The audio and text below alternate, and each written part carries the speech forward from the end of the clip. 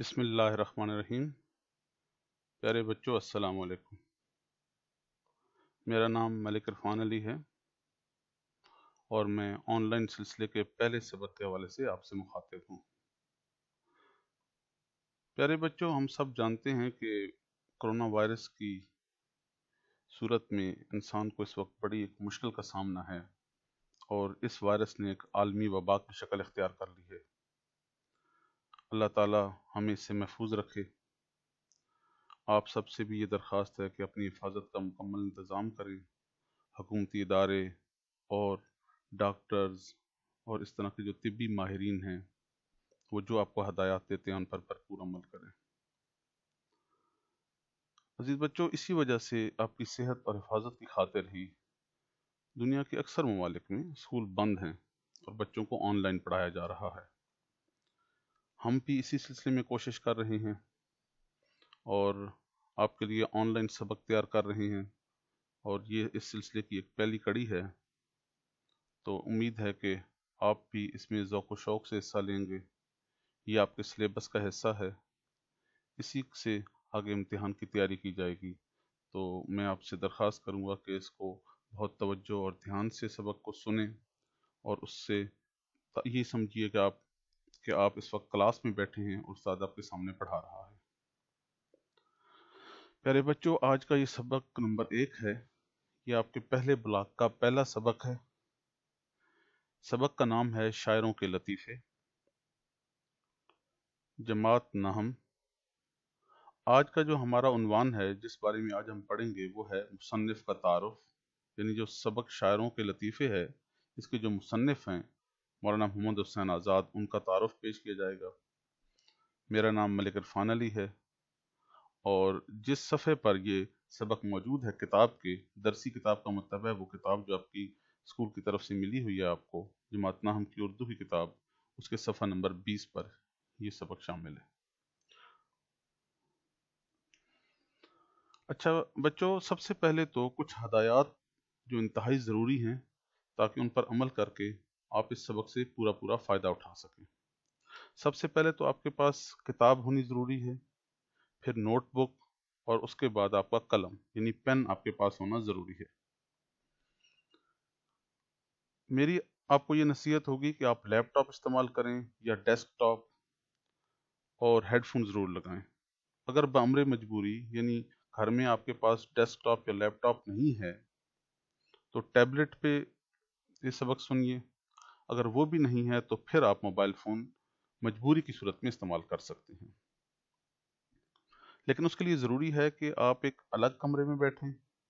اگر الگ کمرے میں جگہ نہیں ہے تو ایسی جگہ پر بیٹھیں جہاں پر مکمل خاموشی ہو، تاکہ آپ پورے دھیان اور توجہ سے یہ سبق سن سکیں۔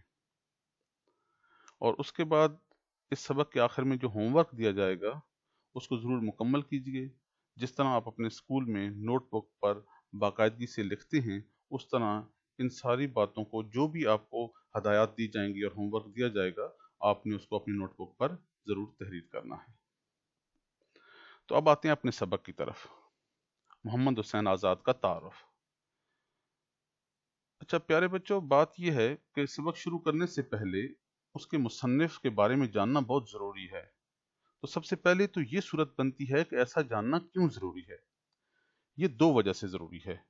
ایک تو ہمیں مصنف کے بارے میں جب تک معلوم نہ ہو کہ وہ کون ہے، کیسا لکھتا ہے، خاص طور پر اس کا اسلوب کیسا ہے، اس کا انداز کیسا ہے، وہ کیسے الفاظ استعمال کرتا ہے، وہ جملے کیسے لکھتا ہے، وہ کس زمانے کا تھا، اس پہ زمانے کا کوئی اثر ہے کہ نہیں ہے، اس نے کون سی زبانیں پڑھی تھیں، کس علاقے سے تھا، بہت سی باتیں لکھنے والے کے مزاج، عادتوں پر اثر ڈالتی ہیں۔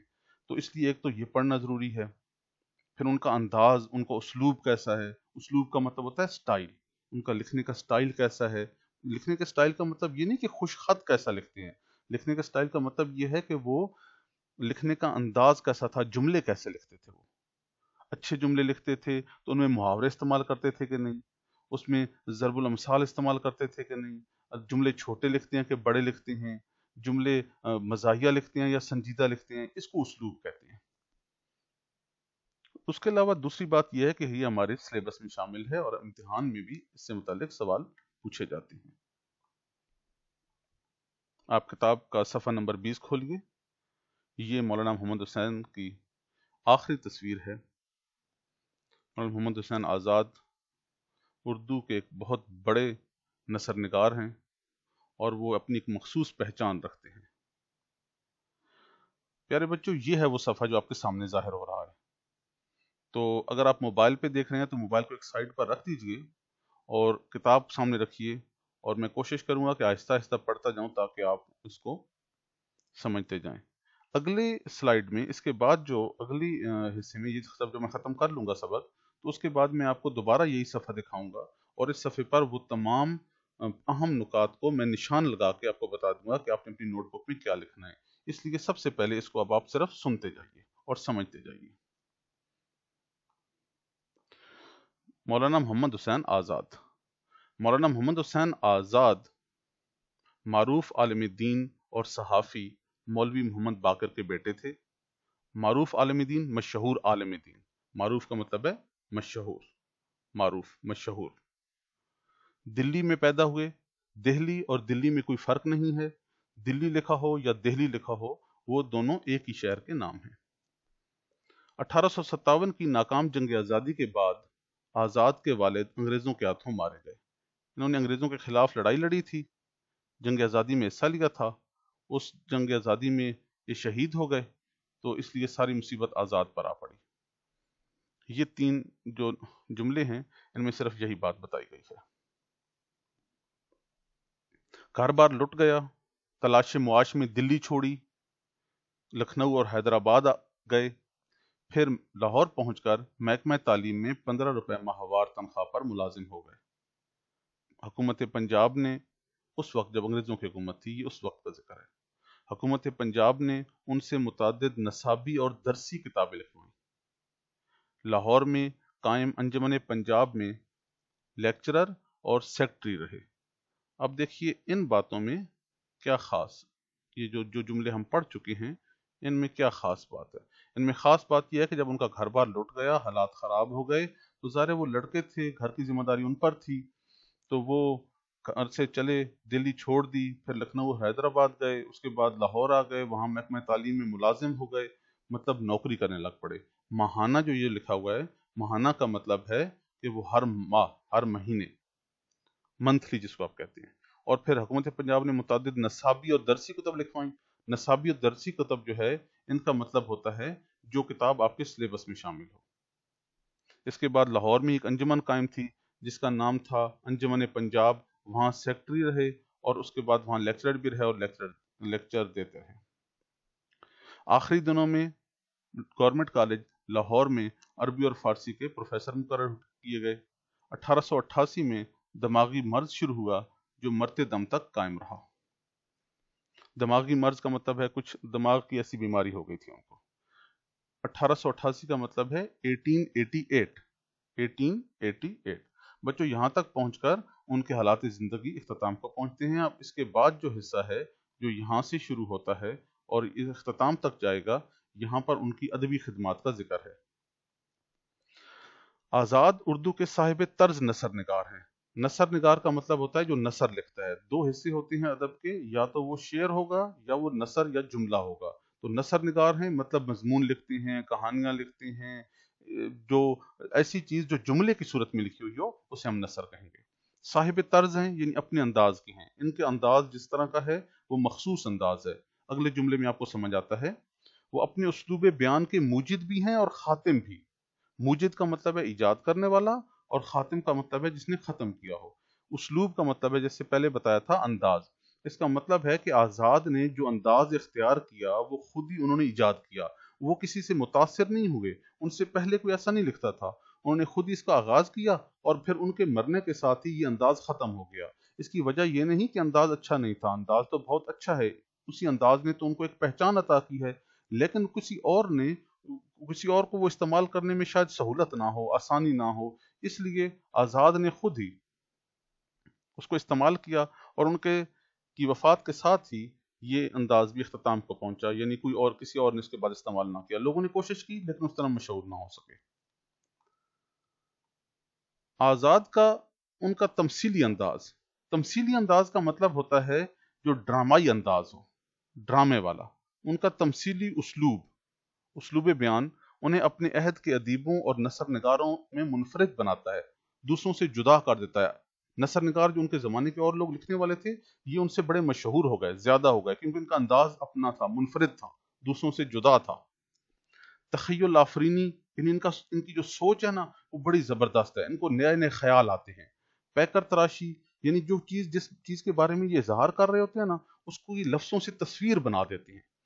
तजसीम निगारी, वो जो भी चीज़ लिखते हैं उसको इस तरह लिखते हैं कि पढ़ने वाले को यूं लगता है कि वो उस चीज़ को सामने देख रहा है।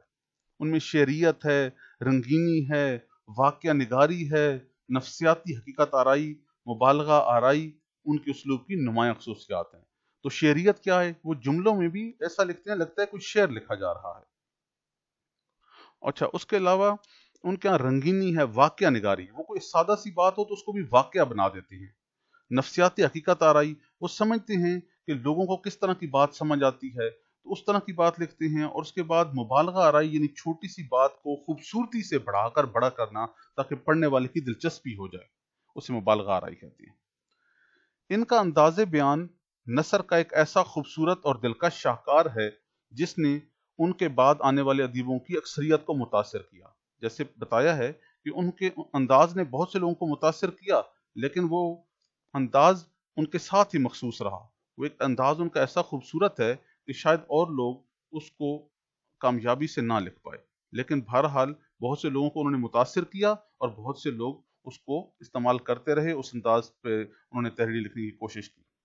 खूबसूरत और दिलनशीन नसर के अलावा, दिलनशीन जो दिल में बैठ जाती है, दिल को अच्छी लगती है, उनका एक बड़ा कारनामा उर्दू में जदीद तर्ज शायरी है, नए अंदाज की शायरी की, जिसकी इब्तदा अंजुमन पंजाब लाहौर के मुशायरों से हुई, जिसके वो सेक्रेटरी थे।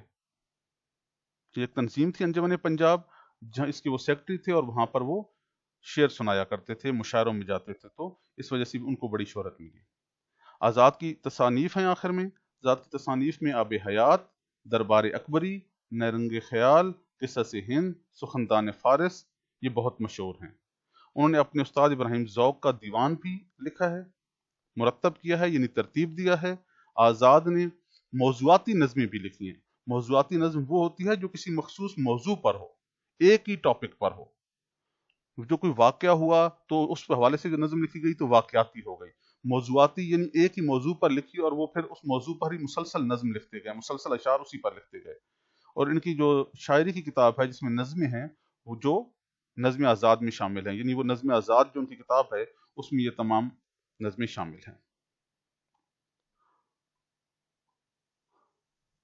अच्छा बच्चों, ये देखिए कि अब ये जो इस सफ़े पर मैंने आपको हाईलाइट करके पॉइंट्स बता दी हैं, ये वो तमाम अहम बातें हैं जो कि आपने लिखनी हैं।